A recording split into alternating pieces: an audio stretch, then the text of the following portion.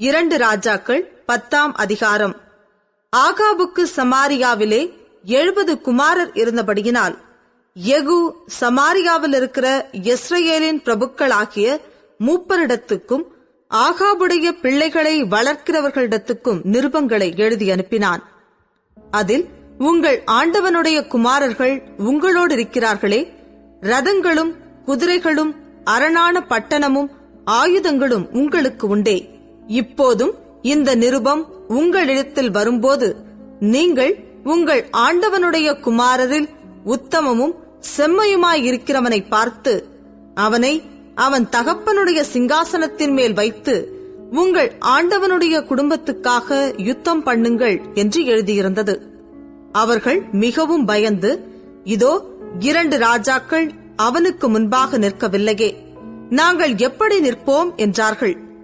ஆகையால் அரமனை விசாரிப்புக்காரனும் நகர விசாரிப்புக்காரனும் மூப்பரும் பிள்ளைகளின் விசாரிப்புக்காரரும், நாங்கள் உமது அடியார்கள், நீர் எங்களுக்கு சொல்வதையெல்லாம் செய்வோம், நாங்கள் ஒருவரையும் ராஜாவாக்குவதில்லை, உமது பார்வைக்கு சம்மதியானதை செய்யும் என்று யெகூவுக்கு சொல்லி அனுப்பினார்கள். அப்பொழுது அவன் அவர்களுக்கு 2ஆம் நிருபத்தை எழுதினான்.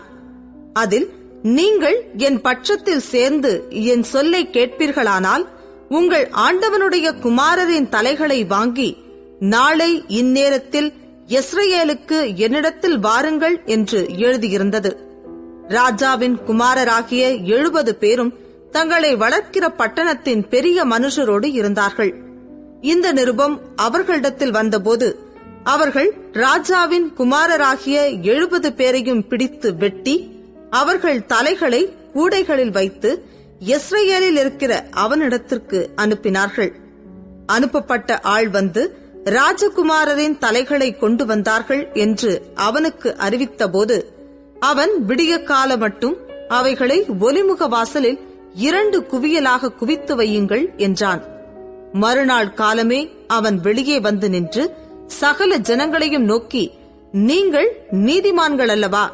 இதோ, நான் என் ஆண்டவனுக்கு விரோதமாக கட்டுப்பாடு பண்ணி அவனை கொன்று போட்டேனே. ஆனாலும் இவர்கள் எல்லாரையும் கொன்றவன் யார்? ஆதலால் கர்த்தர் ஆகாபின் குடும்பத்தாருக்கு விரோதமாகச் சொன்ன கர்த்தருடைய வார்த்தைகளில் ஒன்றும் தரையிலே விழவில்லை என்பதை அறிந்து கொள்ளுங்கள். கர்த்தர் தம்முடைய ஊழியக்காரனாகிய எலியாவைக் கொண்டு சொன்னதை செய்தார் என்றான். யெஸ்ரயேலிலும் ஆகாபின் குடும்பத்தாரில் மீதியான யாவரையும், அவனுக்கு இருந்த எல்லா மந்திரிகளையும், அவனைச் சேர்ந்த மனுஷரையும், அவனுடைய ஆசாரியர்களையும், அவனுக்கு ஒருவரையும் மீதியாக வைக்காதபடிக்கு யெகூ கொன்று போட்டான். பின்பு அவன் எழுந்து சமாரியாவுக்கு போக புறப்பட்டான். வழியிலே அவன் ஆட்டுமயிர் கத்தரிக்கிற மேய்ப்பரின் ஊர் இருக்கும் இடத்துக்கு வந்தபோது யூதாவின் ராஜாவாகிய அகசியாவின் சகோதரரை அங்கே கண்டு, நீங்கள் யார் என்று கேட்டான். அவர்கள், நாங்கள் அகசியாவின் சகோதரர், நாங்கள் ராஜாவின் பிள்ளைகளையும் ராஜஸ்திரீயின் பிள்ளைகளையும் வினவுகிறதற்கு போகிறோம் என்றார்கள். அப்பொழுது அவன், இவர்களை உயிரோடே பிடியுங்கள் என்றான். அவர்களை உயிரோடே பிடித்து 42 பேர்களாகிய அவர்களை ஆட்டுமயிர் கத்தரிக்கிற துறவண்டையிலே வெட்டி போட்டார்கள். அவர்களில் ஒருவனையும் அவன் மீதியாக விடவில்லை.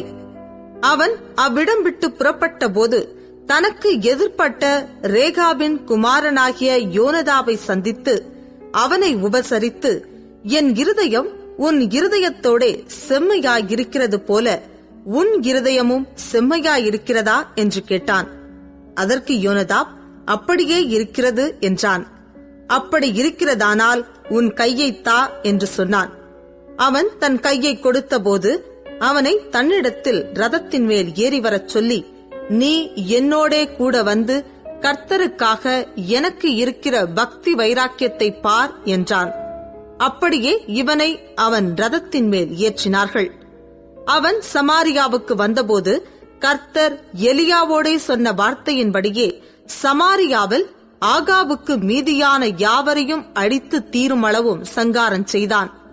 பின்பு யெகூ ஜனங்களையெல்லாம் கூட்டி அவர்களை நோக்கி, ஆகாப் பாகாலை சேவித்தது கொஞ்சம், யெகூ அவனைச் சேவிப்பது மிகுதி. இப்போதும் பாகாலின் சகல தீர்க்கதரிசிகளையும் அவனுடைய சகல பணிவிடைக்காரரையும் அவனுடைய சகல ஆசாரியரையும் என்னிடத்தில் அழைப்பியுங்கள், ஒருவனும் குறையலாகாது. நான் பாகாலுக்கு பெரிய பலியிடப் போகிறேன், வராதவன் எவனோ அவன் உயிரோடு இருப்பதில்லை என்றான். பாகாலின் பணிவிடைக்காரரை அழிக்கும்படி யெகூ இதை தந்திரமாய்ச் செய்தான். பாகாலுக்கு பண்டிகையின் ஆசரிப்பை கூறுங்கள் என்று யெகூ சொன்னான். அப்படியே கூறினார்கள். யெகூ இஸ்ரவேல் தேசமெங்கும் அதை சொல்லி அனுப்பினபடியினால் பாகாலின் பணிவிடைக்காரர் எல்லாரும் வந்தார்கள், வராதவன் ஒருவனும் இல்லை. அவர்கள் பாகாலின் கோவிலுக்குள் பிரவேசித்ததினால் பாகாலின் கோவில் நாற்சாரியும் நிறைந்திருந்தது. அப்பொழுது அவன் வஸ்திரசாலை விசாரிப்புக்காரனை நோக்கி, பாகாலின் பணிவிடைக்காரருக்கெல்லாம் வஸ்திரங்களை எடுத்துக்கொண்டு வா என்றான். அவர்களுக்கு வஸ்திரங்களை எடுத்துக் கொண்டு வந்தான். பின்பு யெகூ ரேகாபின் குமாரனாகிய யோனதாபோடும் கூட பாகாலின் கோவிலுக்குள் பிரவேசித்து பாகாலின் பணிவிடைக்காரரை நோக்கி, பாகாலின் ஊழியக்காரரே அல்லாமல் கர்த்தரின் ஊழியக்காரரில் ஒருவரும் இங்கே உங்களோடு இராதபடிக்கு திட்டமாய்ப் பாருங்கள் என்றான். அவர்கள் பலிகளையும் சர்வாங்க தகனங்களையும் செலுத்த உட்பிரவேசித்த பின்பு யெகூ வெளியிலே 80 பேரை தனக்கு ஆயத்தமாக வைத்து, நான் உங்கள் கையில் ஒப்புவிக்கிற மனுஷரில் ஒருவனை எவன் தப்பவிடுகிறானோ அவனுடைய ஜீவனுக்கு பதிலாக அவனை தப்பவிட்டவனுடைய ஜீவன் ஈடாயிருக்கும் என்றான்.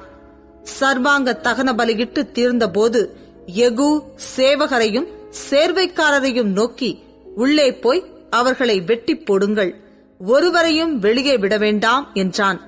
அப்படியே பட்டய கருக்கினால் சேவகரும் சேர்வைக்காரரும் அவர்களை வெட்டி எரிந்து போட்டு பாகால் கோவிலைச் சேர்ந்த ஸ்தலம் எங்கும் போய் பாகால் கோவில் விக்கிரகங்களை வெளியே எடுத்து வந்து அவைகளை தீக்கொளுத்தி பாகாலின் சிலையை தகர்த்து பாகாலின் கோவிலை இடித்து அதை இந்நாள் வரைக்கும் இருக்கிறது போல மலஜலாதி இடமாக்கினார்கள். இப்படியே யெகூ பாகாலை இஸ்ரவேலில் இராதபடிக்கு அழித்து போட்டான். ஆனாலும் பெத்தேலிலும் தானிலும் வைத்த பொற்கன்று குட்டிகளால் இஸ்ரவேலை பாவம் செய்ய பண்ணின நேபாத்தின் குமாரனாகிய யெரொபெயாமின் பாவங்களை யெகூ விட்டு விலகவில்லை.